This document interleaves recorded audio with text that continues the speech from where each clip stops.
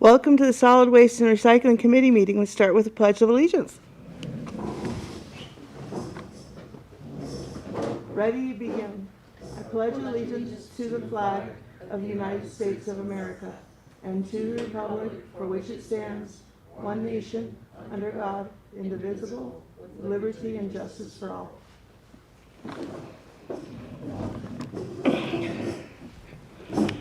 Roll call, both directors are present. Agenda, is there any changes? No changes. Will you move it? I'll make a motion to move the agenda. And I'll second that. A public comment. Is there anybody who would like to start with public comment at the beginning, and then we can do it by topic afterwards? So it's general public comment. Anyone? Okay.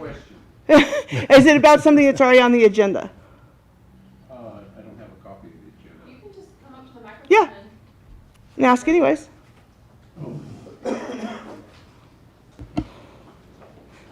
That way we can get questions under each category.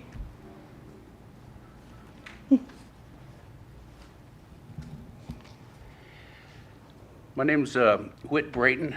I've lived out in Piñon Hills for about 43 years now, and I've had a dumpster at my house for probably 13 years. But I was always impressed with how the rate stayed down on my dumpster. I mean, for that many years, it started off maybe $80-some a month, and until 2023, it was $96. And the fact is, on July, I paid $96, and then on August, I paid $121. So that's a difference of $24 a month on that dumpster.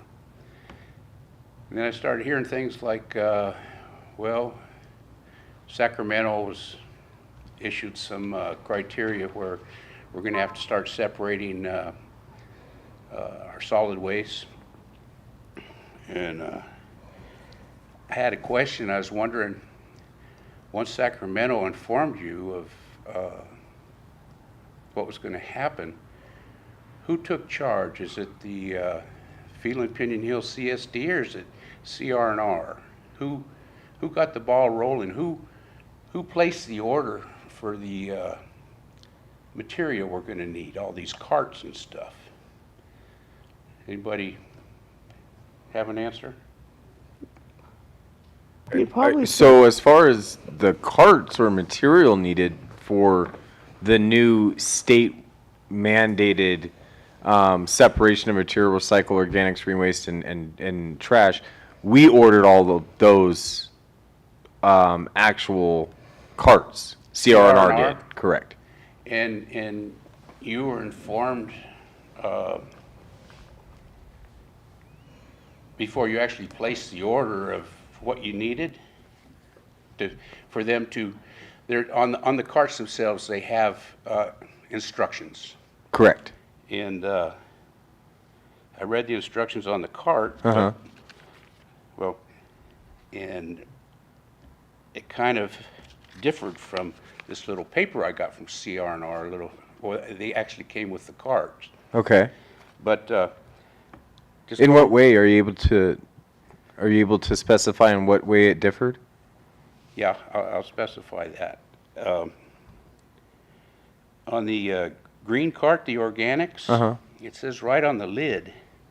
And I mean, somebody had to think about it and give instruction as to what it says on the lid. And then I received my carts on September 4th. That's some time ago. They've never been picked up since. Then somebody said, well, it's going to be after the first of the year. So I started putting them out again, and they still haven't been picked up. I called CR&R, asked them when they were going to come. They said it'll be on the same day that they come to pick up my dumpster.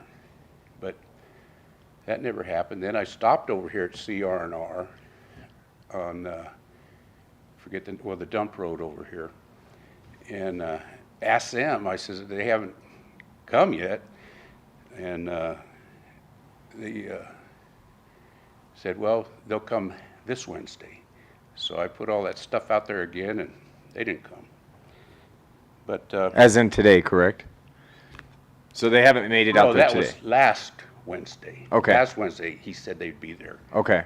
What, just to kind of knock Yeah. each issue out as it comes at me right now. Okay. Let me get your address now, because everybody who's had a bin who now has barrels, that's part of a new route, right? So Yeah. those should be getting hit, and if they're not, then it's one of the ones that for some reason the driver hasn't made it to for some reason. He hasn't paid attention to the route as best he can, and those are human errors that we want to start picking apart now. Understand Yeah. that. But I actually talked to the guy in the office Right. over there. So can and you I give? told him the same thing, and he says, we'll contact the driver and make sure he comes. Uh-huh. But it's not happening. Okay. So let me, number one, take care of that issue. All right. Do you? I'll tell you what. I'll come get your address right after, so we don't have You to want throw my it out account there. number or my address? Why don't we, Yeah. why don't we start with who you are too, so he understands Yeah, I'm that Brandon from CR&R, the manager local. he's the local head manager for Brandon? the area. Yes. Yes. Okay, Brandon. So, So if you give me your address, I'll send somebody over there within the next 5 minutes, and then we can get Well, an answer. I didn't put him out today. I wasn't expecting anything. Okay. But, yeah, it's, to kind of go over this timeline again, in July, it was 96. August, it was 121, and 1 month later, I got the carts. And then somebody says, well, they're not going to charge you for those 2 carts. And I say, I'm thinking to myself, I'm already getting charged. It went up $24, which is huge compared to all these previous years with this paying the rate increases, which was $1 or $2 or something every couple years. Not even every year would they raise the rates. So I think really I've been paying it. I'm paying for it, but I'm not. They're not picking it up. I'd like to ask a question. How much, if I didn't have a dumpster, how much a month would it cost me for those carts? For 3 carts, it's $30.98 a month right now. Okay, so I only got 2 carts, so I am paying for it. No. Well, why did it go up $24? And you could see that it was 96, then they saw something's happening and we've got to get these carts. Then it went right away, it went up to 121 before I even got the carts. So why did it go up that much? So that went up not because of the carts at all, just because of, that was CPI, correct, Kim? The CR&R presents the rates to us for the increases. Yeah. And like you just said, the bin price didn't go up for a very long time. And unfortunately, all of these inflationary pressures have finally caught up, and CR&R did an analysis, and they did need to increase that bin rate, the dumpster rate, up to that. Well, I hear you talking, but just the timeline, it looks like they saw it coming. All these 13, 14 years I had it before, they really managed it good. And they did go up a little bit, taking care of everything. But this was a huge raise, 24. Yeah, what we're recommending is, because you can't put everything in the dumpster anymore, because you could put everything in there before, right? Yeah. Green waste, recycling, trash. We're recommending that people downgrade to the barrels, and you can get extra barrels for $7. So if you need more capacity, maybe you need 5 barrels, and you're looking at $40 a month, which is significantly cheaper than what you're paying with the dumpster. Yeah, I live on 2.5 acres over there, and I've got considerable amount of. that Brandon, you had done a look at how many carts went into a bin, and what did you find? Yeah, so we filled a 2-yard bin with 3.5 barrels full. So if you have a 2-yard bin, it's about equal to 3.5 of the barrels, and that's a full 2-yard bin. A So you, a bin in our in our terms is a dumpster. Right. And a cart is a trash can.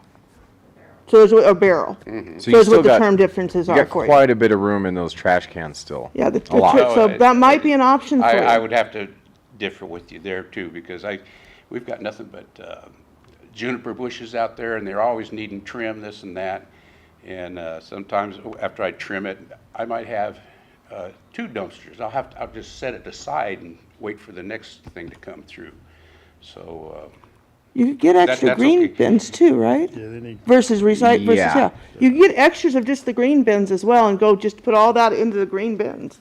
well, a lot of times we really wouldn't fit in that The cart, trash can? because the dumpster's this big, and you can get it in there. I got a tractor and I can compact it in there a little bit. And Yeah, so I even can't in the do that with- dumpster, those are supposed to be cut down to 4-foot lengths, Yeah. which would fit in the barrel. no, it wouldn't. 4 foot. Yeah. The other alternative that you can do is you can Well, get, I'll keep in the dumpster. okay, I'm keeping the dumpster. we're just want- giving you cost saving options here. Well, it's not the cost savings so much, it's just the way it came out, the appearance to me, anyway. I want to get back on your question, though. It said on the lid of the organics, it said no plastic bags or plastic. And then, right here, it says food waste must be placed in plastic bags and placed inside the organics cart. Correct. So So- let me clarify on that too. So the facility that we are transporting all of the green waste to is not CR&R's facility. It's actually ran by Burtech, the Burtech MRF. Okay. So after we figured out where we were going to be taking this material, all of this green waste material, they set the parameters as to how they will accept it, which is technically they're not supposed to be getting plastic bags in recycled material, the single stream recycled material, or in the green waste. But the only way that they're able to accept food waste at this time is separated in a plastic bag separately, so that when we actually go and physically dump, they'll send sorters out onto the tipping floor to manually pull those bags out. So unfortunately, that's something that they have to do for now. That may change in the future too. That's why the stickers that are on there are a guideline. But the parameters that were set by the local facility that we take all the material to was told to us, and then this is now how we have to do it. That's why that flyer went out too. And Kim's really been pushing a lot of the education too, through our mailer as well, monthly, and through billing, of the information that everybody's going to need to know as to, you know, it needs to be placed in a plastic bag, the food But waste. what caught my eye was that homework wasn't caught ahead of time when they placed the order to stamp all these lids everywhere, and there's a bunch of print on there. What this says could have easily been put on there, but it was just a confusion for a lot of people that something new, it's always going to get a little pushback on it. Yeah. Oh, they'll find, people find everything to find issues with Okay. it right now, so yeah, I appreciate it. All right. Thank Thank you, you. sir. Anybody else? Okay. Approval of minutes. I looked them over and I'll move them. they look good to me. I will second the motion. 10-year capital plan for 2024, 2025. Okay, so our capital plan is a lot different than that of the water enterprise by virtue of we don't have an enterprise. So really, we're keeping track of our big ticket purchases for budgetary purposes here. And we don't have a lot. So I'm just going to go through the solid waste portions of our government fund capital improvement projects / purchases. So starting at item 5, solid waste rate study report. When we did this process last year, That was going to be a $50,000 expense. We now have refined it down to around $30,000, of which we're only going to be paying for half. Because we're not, and I'll get into this in a minute, we're suggesting moving this report out to, from this year, well, I don't need to move anything. I'm getting confused. We just need to do 30,000 instead of 60,000 here for this next budget year, because we do want to start the report within that fiscal year. So that is reducing, so that's good. Then item 6, that's an interesting one. We keep money set aside on the books in this fund for any capital project that might come up that we're not anticipating. So we don't keep a lot for upcoming years. So just to the right of the green column is just $40,000. So the escalator finally kicked in. It's been $35,000 since I can remember. Now it's going up to $40,000. And that originally started because we were approached by the county back in the day about putting a permanent HHW facility out here. And so we wanted to make sure that whatever we had to contribute towards that, we had available. That never materialized because of a bunch of reasons, which I don't want to get into. But who knows what could happen, what we may need to do as a district in relation to solid waste. So we just keep that money set aside. That way it doesn't get transferred over into other government fund projects. So it's always there. We know it's there. And then item 7, vehicles. We did budget for this current year we're in $65,000 for a vehicle. We are not going to need it this budget year. So my recommendation is we move it to the next budget, next fiscal year. Okay. Very simple compared to the water one. Very, very simple, and that kind of does it for the solid waste portion of the government fund CIP.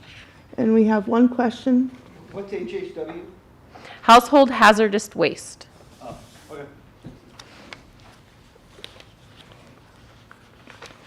So do we just need to say we looked it over? Just kind of your blessing on those minor changes. I like the changes. They mean we spent less this year. Yeah, we didn't spend very much this year. I like that. And a lot of what we did spend in programs, which is not listed on CIP, that's going to be grant funded. Okay. Look good to me also.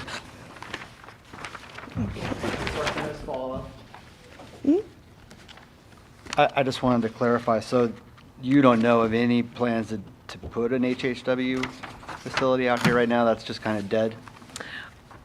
I don't know if the county plans on building one out here. To my knowledge, they do not at this time. Okay. The district has no plans of building an HHW facility, a permanent one. We just do the annual cleanup here.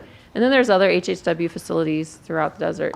The main issue why we didn't end up doing it is, one, we don't have an adequate facility off of pavement that meets ADA requirements where we could put in the facility. The one that we looked at over off of Beakley wasn't quite big enough. We have a tank site over there. 2, the manifest of waste, if we build the facility and we manage it, we're responsible for that HHW for time and all eternity. So if some of it ends up becoming part of a super fund, we have to pay the percentage of it. And I don't know why we would do that when the county is more than capable of doing that for us. I agree. So we abandoned that project many, many years ago. Makes sense to me. Okay, on to the rate study. Okay, so I kind of hinted at the rate study at the board meeting. I met with CR&R. We met with their accounting staff. And I just realized I skipped ahead. Actually, we have solid waste events first. oh, solid waste events, yes. We are finalizing the quarterly cleanup / tire days. So as you're aware, in March, June, September, and December, we do a tire day. But in the March one and the September one, those are, no, I'm sorry. In the June one, no, now I'm confused. In the March one and the September one, they're also a community cleanup. So you can bring your trash. And those flyers are going to hit the mailboxes soon as part of our water bills, and then you'll see them on the website. And Do we send them out to the Sheep Creek water? We don't, because it's very expensive to mail to Sheep Creek customers. So we just hope that they're checking our website and our Facebook and newsletters, things like that. Well, hopefully we'll get some help with sharing that news. Yes. Do you have any questions? I do not. Okay. Review of quarterly haulers report. So I did a handout. I was hoping we would have the financial information, which is why I didn't include it in the packet. We don't have that yet. Corporate still is compiling it. But basically, this is what I report to you each month, just consolidated into the quarter. And you can see the change in the total number of accounts serviced. You can see the difference between the barrel customers and bin customers. So bin customers are slowly dwindling and barrel customers are increasing. Then it also gives the tonnages of what has been recycled, disposed of. Not a whole lot changes from month to month. Hopefully those numbers of recycled diversion and the organics diversion will slowly shift. Yeah, we're looking to see some increases there. But we've come a long way from zero. I like to see the commercial recycling numbers are going up. They are. Now, as you saw from the board meeting presentation, which I want to go over during staff report here, again, for those who are new, it's very contaminated right now. We did our first separate collection, and the organics look just like trash, and the recycling looks just like trash. And we know it's going to be that way for a while until people understand that we're picking up separately, and this is how you dispose of it. Because if it's too contaminated, we still have to treat it as trash. So until we get everybody sorting properly, I'm not anticipating much change in these numbers. Well, hopefully we shift at some point. Update on uniform collection beyond what we've done. Well, you'll do this in the staff report is what you'll give the update on? Yeah, if you wouldn't mind, I did bring that presentation. I can just go over it. It's pretty I'll just move that down there. concise. Update on SB 1383 compliance order. So I'm very happy to report, I met with the state last week. We have one item remaining on that compliance report, and it's basically just getting the contract completed between the Dollar General stores and whoever they're giving their edible food to. I have it for Stater Brothers. That is literally the very last piece of the puzzle, and then we will be done with our compliance order. Oh, nice. Yeah. Big relief off your back. Thank you. Yes, huge hurdle. And, you know, part of that compliance order was delivering all these carts to everybody, and including our dumpster customers. I'm really thankful we were able to hold on to self-hauling for people. Yes. That's been the really big changer, is that people are still able to take care of themselves completely. Yes. I mean, I joke, but when I pointed out that, we don't have to comply with SB 1383 because we don't have curbs, therefore we can't do curbside service. And I sent them pictures of the desert. They're like, well, okay, maybe we can see what we can do for self-haulers. I'm really thankful they shifted with that. Nice way to put it to them. You know, just a reminder to everybody, you know, Cower Cycle is in Sacramento and in Ivory Tower, and they don't understand that there are different ways to live in California. And they pass laws and regulations that adversely affect us, and we just do our best to comply. Okay, review of the new potential collection rates. This is a draft. Yeah, and I would like to very clearly state this is draft. Yes. I like how you put it right across the top big. We don't even normally see all these stamped. until end of March, early April. But what happened last year is we had a rate stay on the mandatory service level, which is a minimum of the 3-cart service. And then CR&R can increase the rates to cover their costs for the other services. We had no data or anything to show how much all this implementation is going to cost us. And guess what? Here we are now, a year later almost, and we still don't have collection data because we just started this month collecting the 3 separate waste streams. So CRNR doesn't have enough information to go on to really do a quality rate study at this point. And so it's the recommendation of our staff and CRNR corporate and Brandon. We don't lump him in with corporate because he's a desert guy. That we withhold on doing a rate analysis until the end of this calendar year. Okay. When we have data and we have something to look at, so we can actually come up with a better cost of service analysis. With that being said, the Prop 218 that we did last year does allow us to increase the rates by CPI, as well as by the disposal component cost. And in talking with the county, they are not anticipating an increase in the disposal component at the transfer station at this time. So that's good news, so we don't need to roll that in there. We are looking at the CPI change though, and so that'll come before the board to look at and accept. Initially, our accountant came up with 4.3% using for the CPI period based off the franchise terms. Their accountant came up with, hold on, I have that for you. 5.7%, and so the accountants are going back and forth on where they're pulling their data maybe differently, on why there's a discrepancy, and so I'll have more information on that at the next meeting. And where are we usually pulling our CPI number from? We pull our CPI from the Riverside San Bernardino County Index. Okay. We have for the past few years, once that table was populated. That one started in 2017. And so we waited a couple years for that index to actually build data before we moved over to it from the LA index. And So- that's what the contract calls for also? Yes, yeah, so we did provision in the franchise agreement for that rollover. And that's what we're using, and we use it for all of our district CPI now. The discrepancy is our index only pulls every 2 months. It doesn't report monthly. And so our accountant just took the November to November CPI increase, and their accountant actually split one of the months so they could do December to December.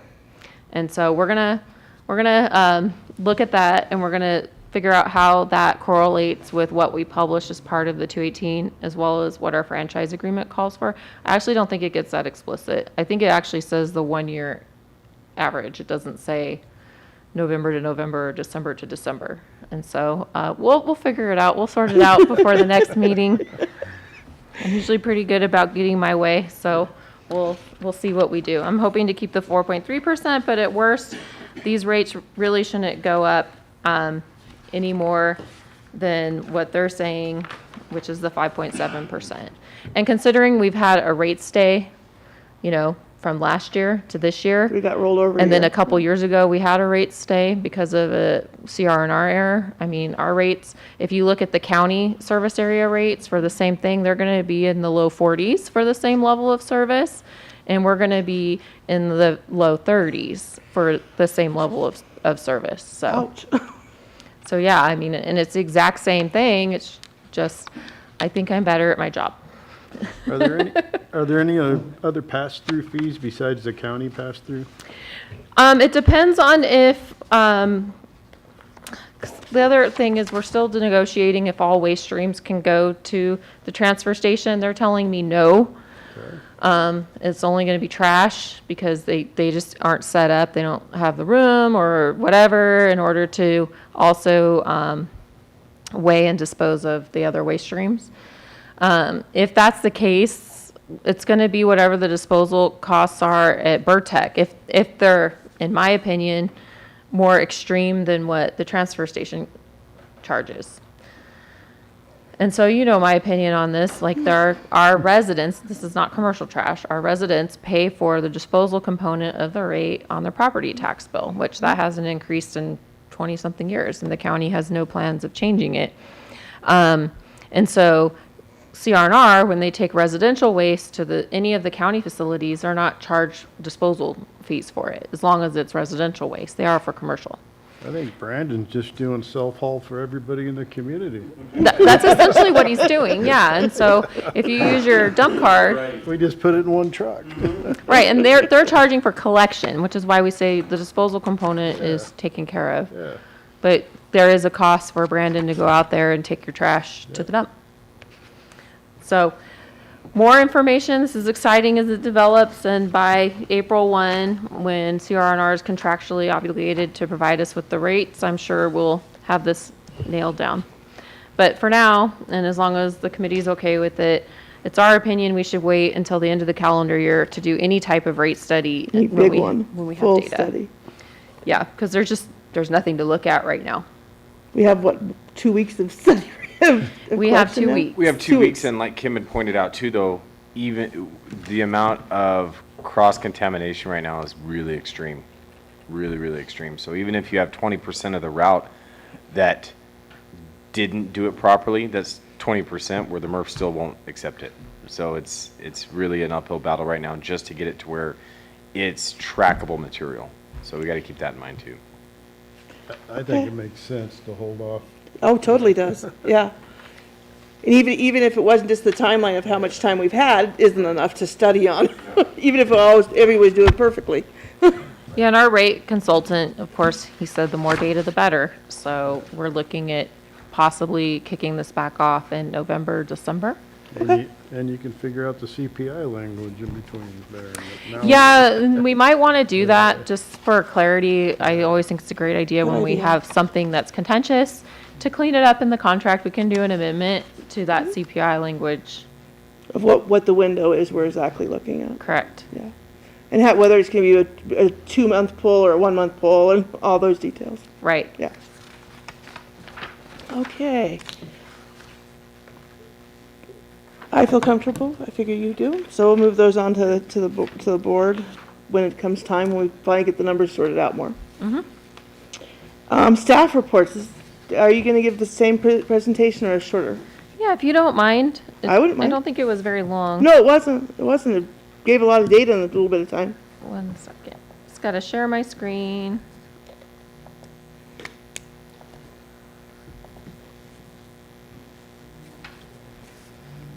Okay, so.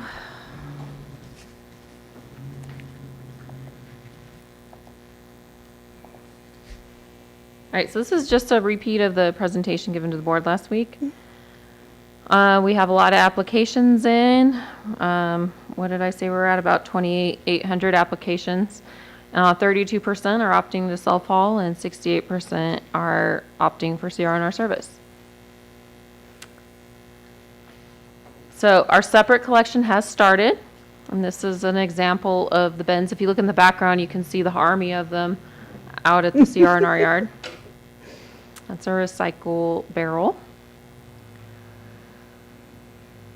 And so most of our customers now do have the 3-cart system. Brandon, we have what, 1, 2 routes left with just the 2 carts still? Yeah, so every route has been touched. Most every route has been completed.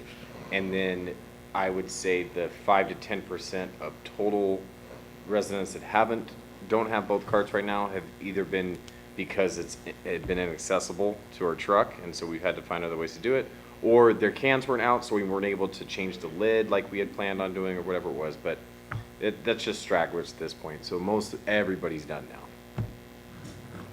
And they are picking them up separately. The trucks look the same. Brandon's going to get magnets to identify the truck so you can clearly see that, hey, it's not the same truck going around, but it's not like the recycle truck's colored blue and the trash truck's black and the organics is green. Trucks look the same, look the same. and we didn't necessarily get the brand new split bodies yet that are still being built that everybody in the world's waiting for, not just us, but at other places too.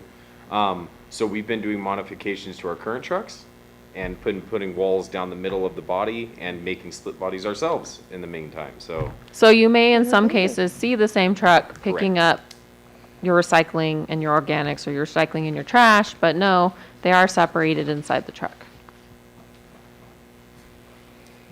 And again, if anybody has a concern about their bill, their cart, anything to do with their service, receipts, even what goes where, just call the local number and you'll speak to one of Brandon's staff members and they'll help you out and they'll get it taken care of. I love that we have a local number and local access so people actually understand what's here. Thank you, Brandon. We have a customer service representative at the Phelan office again too. That is So we have awesome. one there. Yes. We can't fix problems that we don't know about, is what I always say. We don't do business on Facebook, unfortunately. It's just too much to monitor. So it's very important that if you have a problem, that you're either calling the district office or you're calling CR&R and getting your specific problem addressed. Okay, so I'm going to show you what the contamination looked like. You can't tell which is what, but one of these is organics and one of these is recycling. But to me, it all looks like trash. I don't remember which one you told us was which. Yeah. So that's what it looked like. So this, of course, was so contaminated. Yeah. There was no hope for it. It did have to go to the landfill. There's You nothing. can't even go by percentage of green waste, like plant matter in there. No, Both of them and are it- about equal. And that's why the gentleman earlier too, that to kind of dive into his question, we can't just put on there that we're accepting bags in all of our green waste because that may eventually change too, because technically green waste facilities can't take any plastic or, pond fronds or things like that. So none of this was savable. There is not a MRF. Apparently there's dirty MRFs that can do it. I doubt it, but you can't really separate that, and especially at the facilities we're taking it to. So there's nothing to do with that other than take it and throw it away. Into the landfill it goes. Yeah, and updating the flyer is a lot easier than updating the carts. Yes. Right? And so for now, if we stay with Burtec for disposal of organics, they want a bag for the food waste, not yard waste or anything like that, but specifically food waste, because food waste is treated differently than your brush and, other green waste, cardboard, things like that. If we end up contracting with somebody else for our food waste, they might not want a bag. They may have a whole other Yeah, stuff and, that we don't and know. so that flyer would change. And then maybe once we figure it all out, maybe we can go back and correct the bins if it's different than what's on them. Yeah. After it all settles. Yeah, correct me if I'm wrong, but the bins just say no bags, right? I'm sorry, the bin. The carts, the sticker on it just says no bags. plastic But bags, our yeah. flyer says food in a plastic Food in bag. a plastic That's a bag. discrepancy. And again, the flyer's easy to update, the barrel is not. Okay, so our self-hauler update real quickly. Their county is in charge of the transfer station. We are not. They do have different areas for different types of material already in place, but they're going to begin the self-hauler source separation, more of the enforcement type action, the second quarter of 2024. However, they told me that they're going to be very nice about it and they won't be turning people away if it's not separated. So they're just going to have them go put it into the trash pile. Try aiming towards education more than Yes, enforcement. yeah, it's more of a carrot than a stick. So I like that's that. what they're going to do. They're working on figuring out, like we are always working on, what's going to happen with the food waste. So is it going to be in a bag? Is Athens going to be able to just process it part of the green waste? They don't know yet. That's TBD. And then they do still want people source separating now, even though officially this isn't going to start until second quarter of the year, just because they do have the spots available for this material. And they're training their scale operators to provide consistent messaging because, the communication has been different each time you go. And then the new and improved thing for our self-haulers is you don't need to keep receipts because we're able to get the reporting we need from the county now. And that's how we're going to actually do our auditing of our self-haulers. So I can look up Director Hayes and say, oh, looks like he went this many times based off the county reports this year to the transfer station. And then that'll satisfy our auditing requirements to make sure people are doing what they're supposed to do. Okay, I'm liking where we're going, but that they changed that because Yes. I was worried about people keeping them in their glove compartment and how hot it gets during the summer and they just blacking out on Well, them. the ink goes away.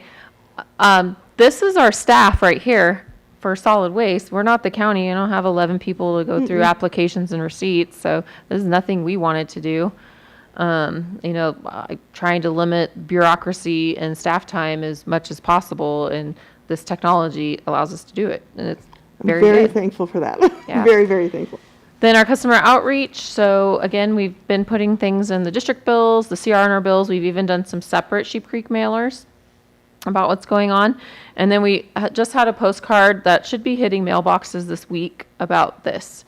And that mainly went to customers who are not signed up with CR&R, and we haven't been able to identify really what they're doing yet. So not everybody will get that. We're just trying to keep the cost low on direct mail.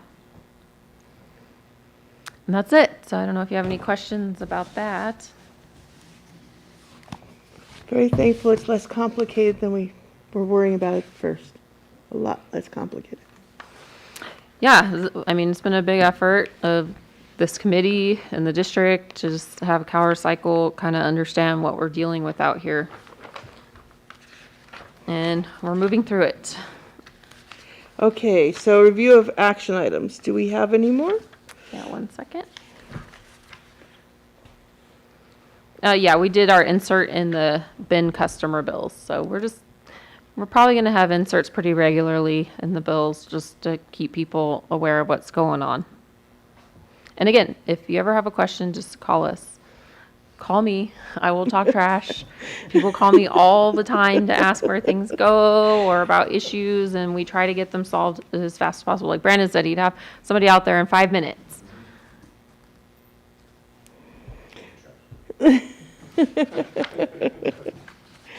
Okay, so this, and we have no current ones. I didn't add any to, Nope. no. Okay, set agenda for next meeting. Is the 10-year capital plan can be removed, right? Yep. Okay. And